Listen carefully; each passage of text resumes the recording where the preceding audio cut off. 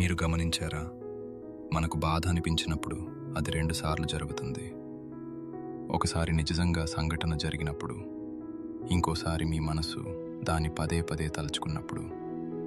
ఈ రెండో బాధ పూర్తిగా అనవసరం. ఈ రెండో బాధ మన మైండ్ మనకు చెప్పే కథల వల్లే వస్తుంది.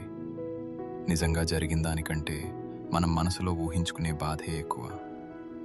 బయటి ప్రపంచంలో ఎవరైనా మనకు ఒకే విషయం మళ్ళీ మళ్ళీ చెబితే మనం విసుగెత్తిపోయి దాన్ని వదిలే అని అంటాం.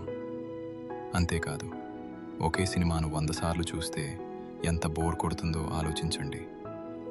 కానీ మన లోపలి మనసు మాత్రం ఆ పాత బాధను, ఆ జరిగిన ఒకే కథను పదే పదే మనకు వినిపిస్తూనే ఉంటుంది.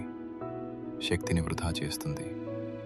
ఆ సంఘటన ఒక్కసారే జరిగింది, కానీ మనసు దాన్ని 100 సార్లు అనుభవిస్తుంది. మన మనసు చెప్పే ఆ పాత కథను మనం వినాల్సిన అవసరం లేదు. మనసు ఆ నొప్పిని పదే పదే ఎందుకు ప్లే చేస్తుందో అర్థం చేసుకోండి. అది అలవాటు పడింది, కానీ అది కేవలం ఒక మైండ్ గేమ్ మాత్రమే. అర్థం చేసుకుని దాన్ని వదిలేయండి. Let it go.